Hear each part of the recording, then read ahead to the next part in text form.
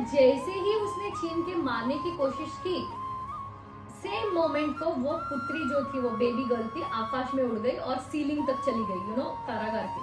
और उसने धारण किया अपना देवी रूप।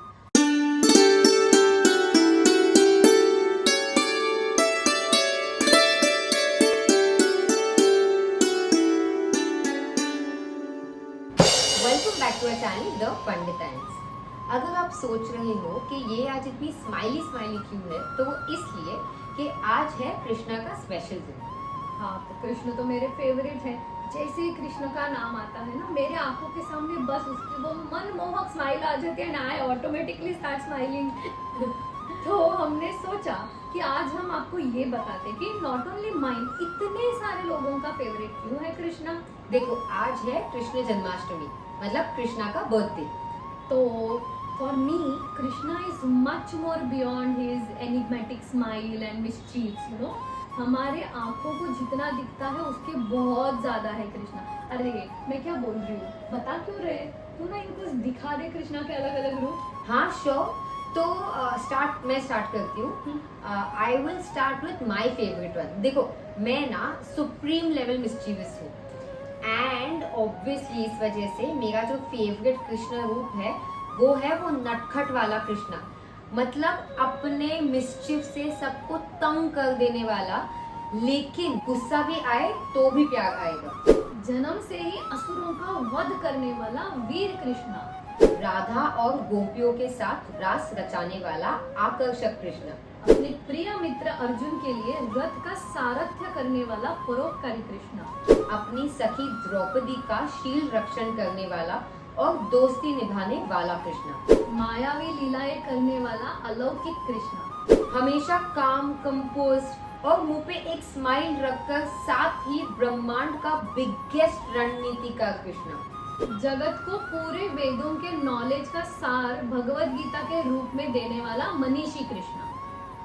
तो ऐसा कृष्ण जिसके इतने सारे साइड्स है, इतने सारे रूप है, उसका जन्म कैसे हुआ? एक्चुअली वो क्या है ना, देखो, कृष्ण इज विष्णुज अवतार। तो कृष्ण अवतार का शुरुआत इस धरती पे बेसिकली मीन्स कृष्ण के जन्म की स्टोरी। करेक्ट। और आपने भी कल सुना होगा ना, सब जगह लाउड स्पीकर पे गाने बज रहे थे रात को, मतलब मिडनाइट पे कृष्ण का भजन। हमारे यहाँ पे तो बहुत आ रहा था, टाल लेके वो भजन वगैरह का आवाज एक्चुअली। एंड मतलब आप खुद सोचो, इतने सारे भगवान है हिंदुइज्म में, इतने सारे महापुरुष है हमारे देश में, लेकिन कृष्ण के अलावा किसी का भी जन्मदिन या जन्म रात को 12 बजे मनाते हुए सुना है क्या? हाँ, तेरा नहीं, आई मीन मेरा तो ठीक है। तो ऐसा इसलिए कि एक्चुअल में जो कृष्ण का जन्म है ना, वो रात को ही हुआ था। एंड क्या एडवेंचरस रात थी वो, for all the characters involve. हाँ, तो कृष्ण का जन्म जो है ना, पूरा मतलब लाइफ बहुत विषमताओं से भरा था, टू बी वेरी ऑनेस्ट, क्योंकि उसके जन्म के पहले से ही उसके लाइफ को थ्रेट था एक्चुअली। तो शुरुआत से शुरू करती हूँ मैं। मथुरा में, द्वापर युग की बात है ये, मथुरा में एक राजा था बाय द नेम ऑफ राजा उग्रसेन। मतलब बहुत ही जस्ट राजा था, बहुत प्यार करता था वो अपने प्रजा से और बहुत अच्छे से चलाता था वो अपने राज्य को। लेकिन उसको एक बेटा था। अब ये जो बेटा था ना, ये बेटा था मतलब सत्ता लालची, क्रूर और बेरहम, कंस। तो ये कंस अभी तो जस्ट युवराज था, क्योंकि राजा उग्रसेन थे उसके पिता। लेकिन युवराज होते हुए भी ना, वो इतना क्रुएल्टी से काम करता था, इतना सेल्फिश चीजें करता था। एंड ऐसे नहीं कि राजा उग्रसेन उसको रोक नहीं रहे थे, वो ट्राई करते रहे कंस को सुधारने के लिए, उसको रुको बेटा, ऐसे मत करो। लेकिन सुनेगा तो वो कंस क्या था। और राधर एक दिन उसने पता है क्या किया, उसने फोर्सिबली अपने पिता को, खुद के फादर को जेल में डाल दिया, कारागार में, और खुद राजा बन गया। और इस तरह शुरू हुआ कंस का कुशासन। मतलब सब जगह पे लूट, अत्याचार, बर्बरता कंटिन्यूअसली चलता था ये सब। एंड मतलब आप खुद समझ रहे हो कि उसको पड़ी ही नहीं थी किसी की। उसके दिमाग में एक ही गोल था कि अपने साम्राज्य को बड़ा करना है, फैलाना है, और उसके साथ साथ वो क्रूएल्टी भी फैलाता गया। अब ना कंस की बर्बरतापूर्ण, अत्याचार, लूट से भरा हुआ ये जो पूरा कारभार था ना, one day it reached a level. और जैसे कि जब भी पृथ्वी पे पाप का बोझ बढ़ता है तब क्या होता है, तो in the same line Bhumi Devi और सारे देवतागण चले गए विष्णु के पास to remind him of his promise यदा यदा ही धर्मस्य। वो गए उनके पास और उनको याद दिलाया कि आपका पृथ्वी पे जन्म लेने का, अवतार लेने का समय हो गया है, प्लीज हेल्प कर दीजिए। और उनको ये भी कहा कि नॉट ओनली कंस बट जो बाकी के भी असुर है ना, जो विनाश मचा रहे, उनका वध करने के लिए उनको अभी जल्दी से जल्दी आना पड़ेगा। तो भगवान विष्णु ने सबको बोला निश्चिंत होके वापस चले जाओ। बेसिकली उन्होंने कंफर्मेशन दे दिया कि हाँ मैं जल्द ही पृथ्वी पे जन्म लेने वाला हूँ। अब पैरेलली क्या हो रहा है कि कंस का क्रूरतापूर्ण शासन तो चल ही रहा है, शुड बी कॉल इट कुशासन अगेन।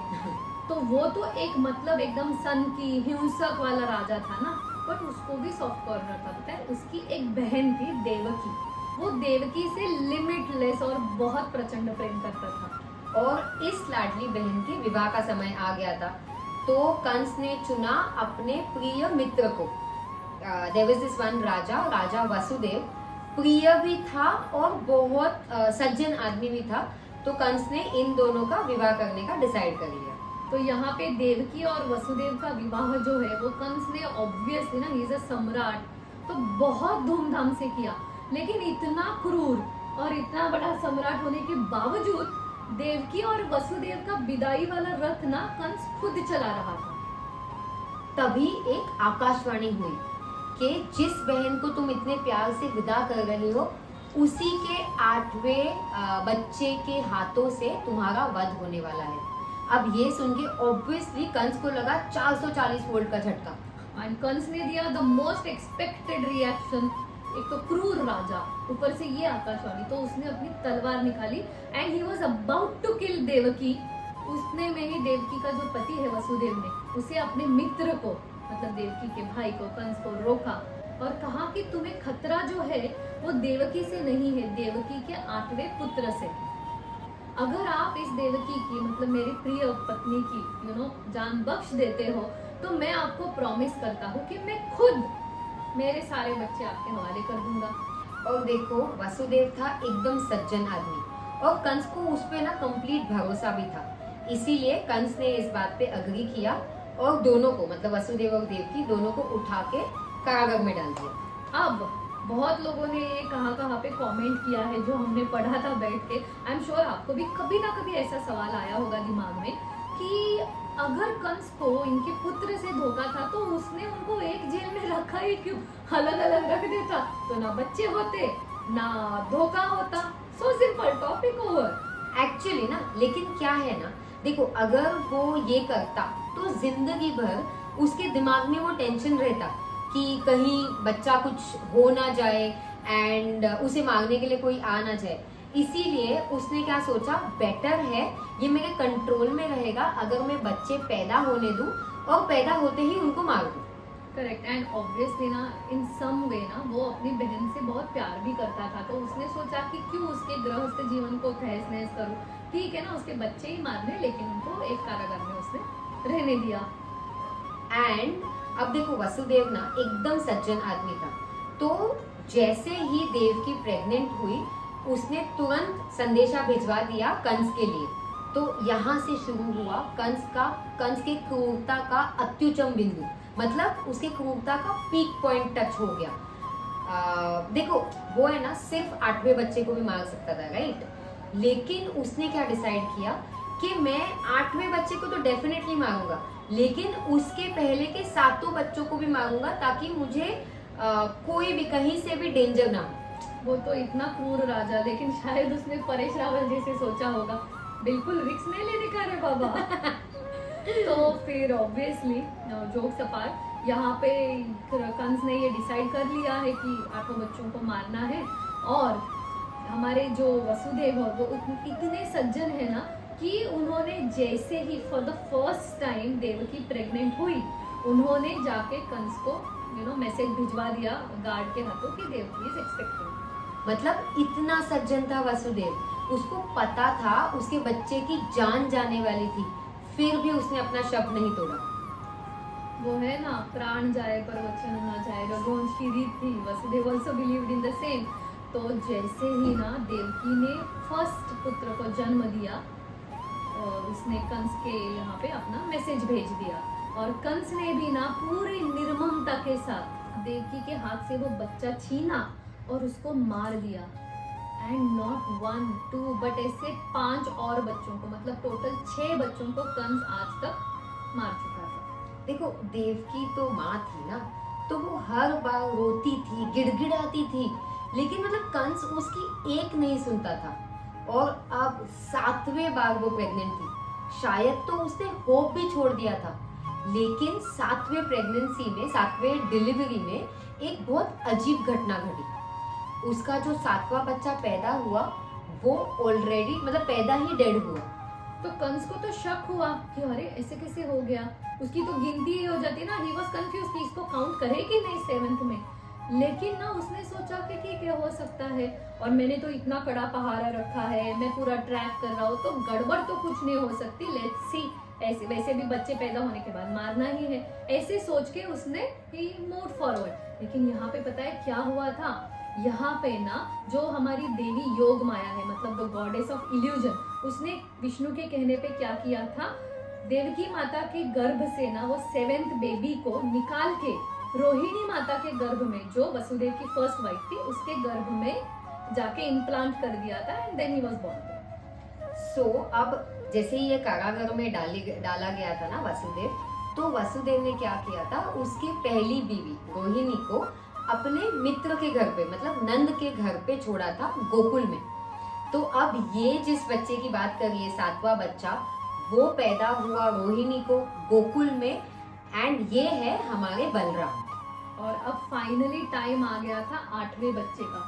अब तो मतलब पूरी बैंड बजी थी कंस की, he was very restless, very stress, कि पता नहीं कब होगा, क्या होगा, मेरी नजर से चूक तो नहीं जाएगा ना, ये सब उसका वो पूरा रेस्टलेसनेस इतना बढ़ गया ना, उसने कारागार का पहारा बढ़ा दिया, पूरा मॉनिटरिंग बढ़ा दिया था। फाइनली वो रात आ गई, 8वें बच्चे के जन्म की रात। वो थी भाद्रपद महीने के कृष्ण पक्ष की अष्टमी की रात। नक्षत्र था रोहिणी का और वार था बुधवार, मतलब चंद्रवंशी वार। और यहाँ पे ये दिन जब लेबर पेन्स जैसे ही इंड्यूस हुए ना देवकी माता को, तब से तो मतलब you can not imagine, Kansa का हाल पूरा बुरा हो गया था। जैसे ही गार्ड्स ने आके बताया, एंड ही वाज प्लानिंग कि जैसे ही बेबी का रोने का आवाज आए मैं भागूंगा and I will do the needful. लेकिन लेबर के बीच में देवकी को हुआ दुष्टांत, मतलब उनके सामने आए भगवान विष्णु, एंड विष्णु ने देवकी से परमिशन मांगी कि मैं आपके गर्भ में आकर जन्म ले सकता हूँ क्या। Basically the almighty Lord Vishnu, जो पूरे ब्रह्मांड के सुप्रीम लॉर्ड है, वो सामने से परमिशन पूछ रहे। लुक एट द ह्यूमिलिटी, कि देवकी माता, क्या मैं आपके गर्भ से जन्म ले सकता हूँ आपके पुत्र के रूप में, ताकि मैं कंस और बाकी असुरों का वध कर सकूं। और ये सुन के ना वसुदेव और देवकी इतने भाव विभोर हो गए, क्योंकि वो दोनों विष्णु भक्त थे ना, और उन्होंने कहा कि अरे आप क्या पूछ रहे हो, we are rather very grateful कि आपने इस कर्म के लिए हमको चुना। एंड ये होने के बाद में भगवान विष्णु ने वसुदेव को कुछ इंस्ट्रक्शंस दिए।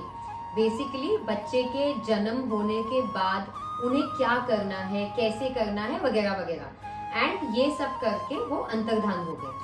और फिर जन्म हुआ देवकी के 8वें पुत्र का, मतलब हमारे कृष्ण का। और ये विष्णु रूपी बच्चे को देखकर ना वसुदेव और देवकी माता एकदम भाव विभोर हो गए, जैसे आंखें ही नहीं हटा पा रहे थे बेबी के ऊपर से। लेकिन उतने में वसुदेव ने बताया कि कैसे विष्णु के इंस्ट्रक्शंस के अनुसार उनको इस बेबी को लेके जाना है गोकुल में नंद बाबा के घर। नंद बाबा इज बेसिकली वसुदेव फ्रेंड, और वहां पे जाके उनके घर में जन्मी जो कन्या है उसके साथ स्वैप करना है, और उस कन्या को यहाँ पे लेके आना है। और ये सब तब चल रहा है जब पूरी कोठड़ी जो है ना वो प्रकाशमय हो गई बेबी के जन्म के बाद।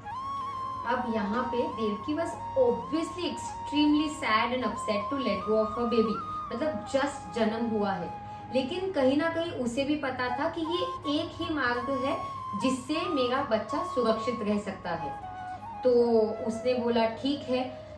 उसने आंसुओं से भरे हुए नजरों से उसे देखा, उसे हक किया और फाइनली बहुत हैवी दिल के साथ उसने उस बच्चे को सौंप दिया वसुदेव के हाथों में। लेकिन अब ये लोग तो है जेल के अंदर, बराबर, मतलब वो हथकड़ियां लगी हुई है, साखली है, बंधे हुए हैं, इतने गार्ड्स हैं, तो उनके तो समझ में ही नहीं आ रहा है कि कैसे वसुदेव इस बच्चे को गोकुल तक लेके जाएगा। और ऐसे में घड़ी एक अद्भुत घटना, देखो चमत्कार ही चल रहा है ना, जब से बेबी पैदा हुआ है वो सारे जो गार्ड्स थे ना कारागार के बाहर दूर दूर तक दिखने वाले, सारे सडनली अनकॉन्शियस, मूर्छित हो गए। और उसी के साथ साथ कारागार के दरवाजे खुल गए एंड मोर एस्टोनिशिंगली इनके हाथों में, वसुदेव के हाथों पैरों में जो हथकड़ियां, वो बेड़ियां थी ना, वो भी खुल गए। तो नाउ वसुदेव बिना झिझक के, ही नोज कि now I will sail through, बिना झिझक के उन्होंने वो बेबी को उठाया और वो निकल गया। लेकिन तेज बारिश आ रही थी और वसुदेव को यहाँ से गोकुल पहुंचने के लिए यमुना नदी को पार करना था। अब इतनी घनघोर बारिश की वजह से यमुना नदी का जो लेवल है पानी का, वो ऊपर आते जा रहा था। एंड और तो और कृष्ण से मिलने की खुशी में यमुना नदी और ज्यादा उमड़ रही थी। तो वसुदेव उस नदी किनारे पहुंचे और पहुंच के रुक गए, अटक गए कि आगे जाना कैसे, उनको समझ में ही नहीं आ रहा है। और वापस एक बार एक चमत्कारिक घटना हुई।